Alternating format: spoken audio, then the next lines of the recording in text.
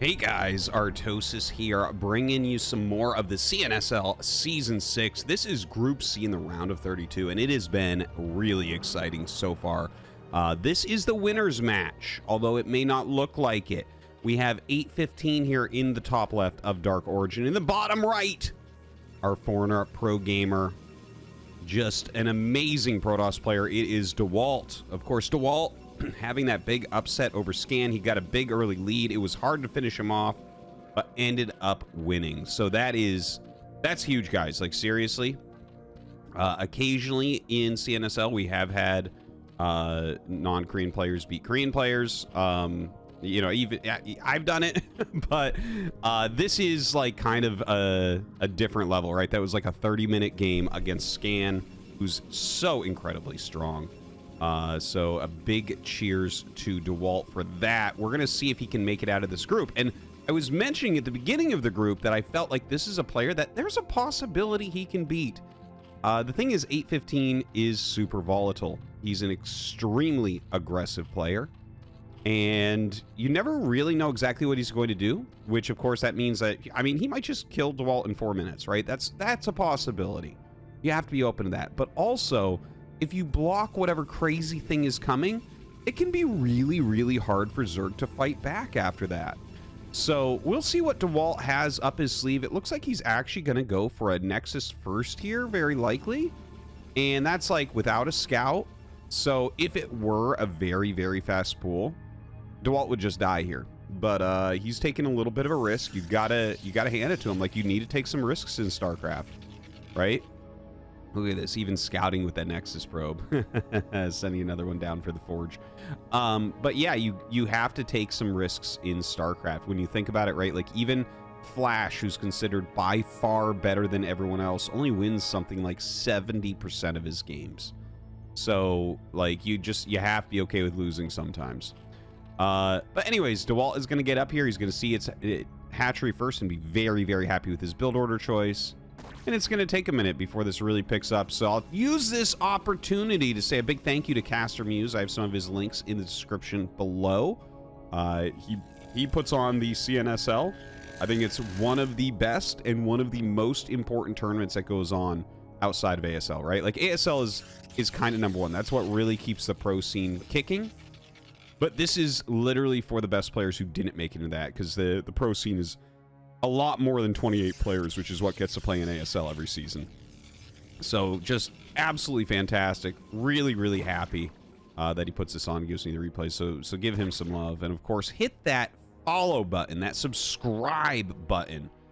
Do check it out. Thank you for checking out ArtosisCasts. And yeah, I hope that you guys are actually really enjoying this season so far. I am a lot. I'm really kind of hyped. I took a lot of the feedback that you guys left for CNSL Season 5. I'm trying to make it more clear, as you can see, like, for instance, in the bottom right-hand corner down here, as to what you're watching, where we are in every single group, that type of thing. So, yeah, let me know if there's any other things that you're kind of, like, hoping can be added on to make it better. I don't want to overly clutter the screen, so I may veto requests, but I do like to hear them. It does give me some motivation to improve. Anyways, back to it. Taking a look at this, right? We have the layer coming up. We have speed coming up. Dewalt's kept his probe alive a decent amount of time. He knows that it's not like a Hydra bust or anything. Back at home for Dewalt, Cybernetics Core already on the way. He has a single cannon. One Zealot walking across to get some additional intel. And, I mean, this is like pretty standard overall, right? What we're looking at from 815, we see this type of thing all the time. It kind of looks like it'll be muted, but it doesn't have to be. As far as Dewalt goes, you know, it's a Nexus first, so you're kind of happy to be up here with the Zealot right now, getting a bit more intel, seeing like, okay, well, there's a layer right there. You know, the odds there being like a Hydralisk den up here, pretty low. But even then, it would be like more of a macro-esque Hydralisk build. So yeah, like, I think here he's definitely expecting to see the Spire, but you can't really tell if it's going to be Mutalisks or not. You know, there's so many different variations on how the Zerg will pull off a build order like that, so you can't really guess too deeply. Oh my god. Oh my god. Okay, so Dewalt is getting +1 armor before +1 attack. This is completely fascinating. I haven't seen this for 15 years. I'm sure it's happened in that time, but I've mentioned this before, right? So long time ago, it was very meta because there were, you know, you always rush out +1 because then your Zealots 2-hit Zerglings, okay? That, it changes it from 3 Zealot attacks to kill Zergling to 2. And so in response to that, a long time ago, again, like 15 years ago, Zergs would go for a quick +1 carapace, okay? And that would completely counteract the quick +1 attack. Now, there was, you know, I ran the first Ascension tournament about 15 years ago. Maybe it was 16 years ago now. But anyways, one of the strongest foreign Protosses at the time, Cloud, an Italian Protoss, went for a build exactly like this, where he went the quick +1 armor and just massacred the +1 armor Zerglings, right? Because you're making so many more hits for them to kill you. So I'm fascinated by this type of play from Dewalt. And he does end up losing the Zealots, but you know what? He forced a ton of Zerglings out there. I do want to just say a couple more words about that, because I know the game is starting to heat up a little bit. And we see like carapace on the way, a lot of hatches, additional gases. It looks very likely right now that we're going to see Mutalisks in a moment. But one thing I want to say is armor upgrades in general have become much more popular for Protoss. Like, we see games where they go +1 attack and then they go 3 armor upgrades in a row, right? And that helps out quite a bit in different scenarios, but especially against Mutalisks, because they do have those bouncing glaives. That's been something that Protoss players have told me specifically. You like those armor upgrades so that your High Templars are very hard for the Mutalisks to snipe. So, you know, possibly it has something to do with that. I'm not entirely sure, but very exciting stuff. Either way, we have some Dark Templars coming out. We have a lot of cannons being made. This is something I've really noticed watching and casting a lot of Dewalt games, is he gets a very solid number of cannons against Mutalisks all the time. Like, look, he's got 3 here that block pretty well and 3 here that block pretty well. That's more than most Protoss players, especially when you're going Corsair. So very, very cool that he kind of has his own defensive style in that way. Mutalisks are being made that +1 carapace for flyers, not that far off. There is, by the way, +2 armor being made for Dewalt, so he's like literally not even caring about attack at all right now. The first Dark Templars are coming in. Muta's going to catch this one. He only gets a single drone, but let's see how many he gets here. See, he's one-shotting things, so you don't actually get any sort of warning. Okay, he realizes that this is going on, but you know what? This killed 2 Zerglings and 5 drones already. So it's a very good Dark Templar already at this point, and he is going to be able to get out of there. It doesn't look like there's any Overlords in the path, so you can't really chase that down. We have Hydralisk speed on the way. The Mutas haven't really been able to do much of anything as of yet. A few Scourge flying down, but the Corsair count is pretty healthy right now. Adding on 5 gateways, 6 gateways to go with the 2 in the natural, so that's the full 8 that we're kind of looking for. Storm gets started, and he does have that secondary forge, so he is going to go for that +1 attack and +2 armor, and those are actually going to line up pretty darn well since armor started first. So, like, some really intensely good upgrades for Dewalt here. We have +1 going up for 815 right now for his Hydralisks, so he is getting some upgrades as well. That's very normal. You don't generally get 2 evolution chambers early on for Zerg. You're just kind of focusing on those ranged attacks, and you know, if the game starts going longer, you'll see more evolution chambers go down. So right now, Dewalt just pumping out a ton of units right now. The Hydralisk range attack coming up for 815. The game is slowed for a moment as they both kind of mass up. We have that Dragoon range coming for Dewalt as well. A little bit of roaming with the Corsairs, which we haven't seen much of this game, right? He's played pretty defensively with those Corsairs. Picks off 1 Overlord and then immediately retreats. And you can see, as soon as the Corsairs, like, leave the base, we have a good, like, 20 Scourge and a group of 6 Mutas, all with +1 carapace, that spread out and start flying down. They're looking for an interception here. He's looking to reduce that number of Corsairs, but Dewalt's being so careful with it. He's just keeping them alive, which is going to help in keeping his army untouched by Mutalisks, right? Like, you're not going to be able to really snipe his High Templars because there's going to be a lot of +1 Corsairs flying over them.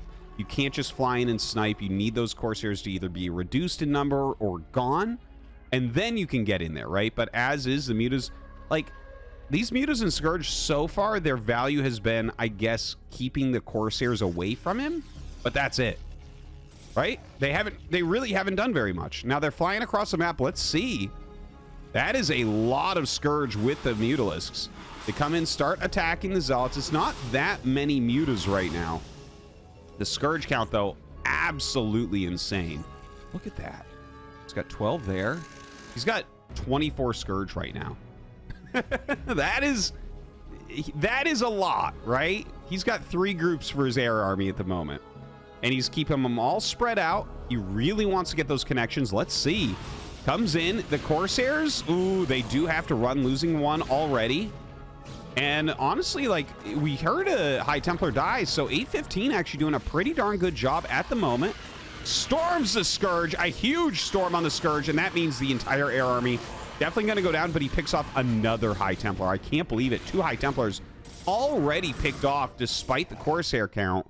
But he has killed off all the air here. So, still, excuse me, looking pretty decent for Dewalt. He hasn't gotten his 3rd base up yet, but look at this. Some good storms going down. He is trying to push up the ramp against these Hydralisks. Decides better of it and turns around for now, getting ready for his 3rd base. A lot more units coming down for 815 as well. Comes in, tries to attack once again, but don't forget we have like very heavy armor upgrades. Gonna be a little bit harder to chunk through those Zealots.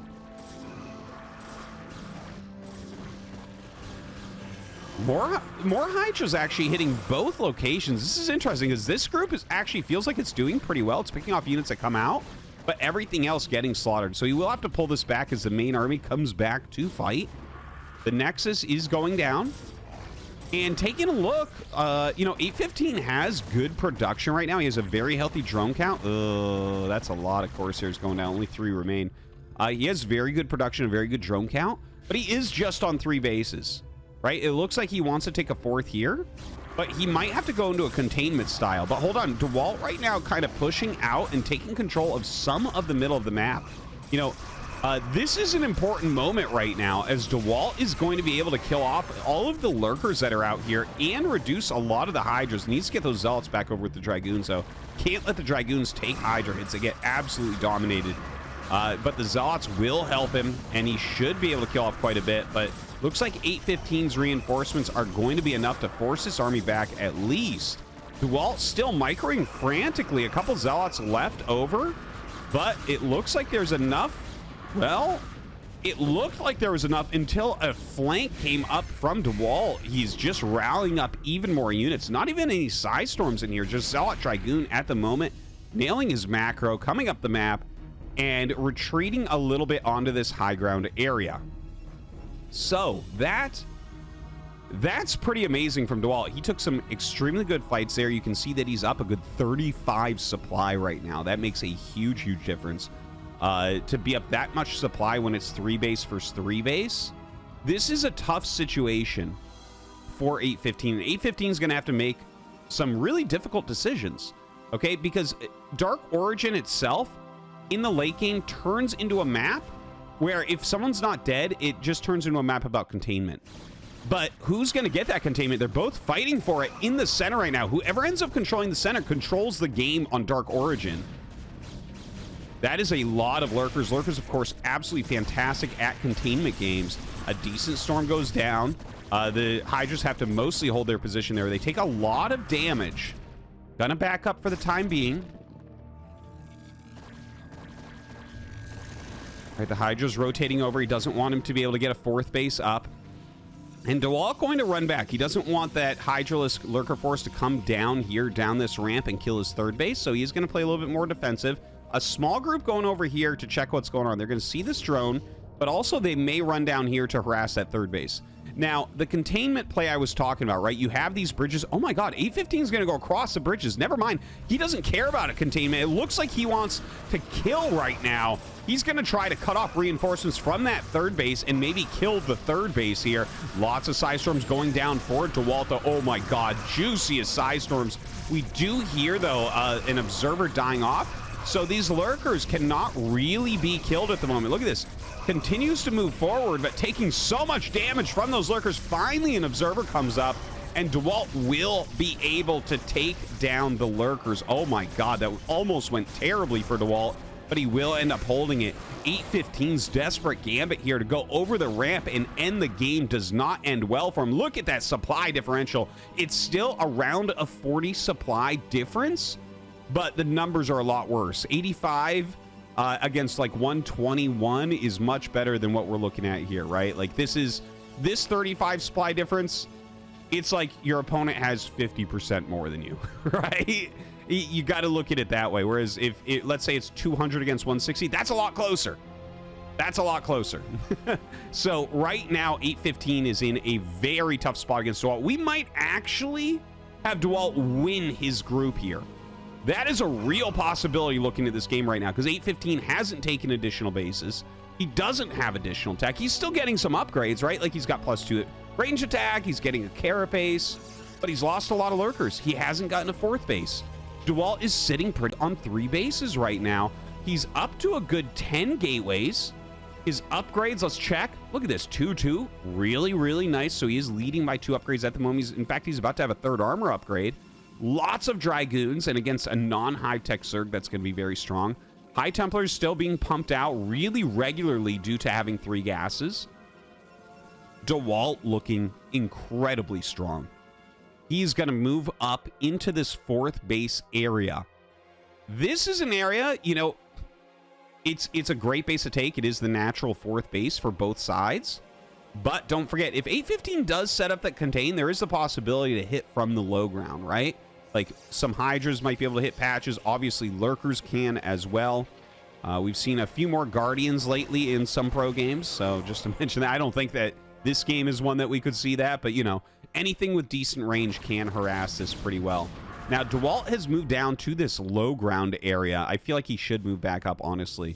It's going to have a much stronger engagement there, but hold on.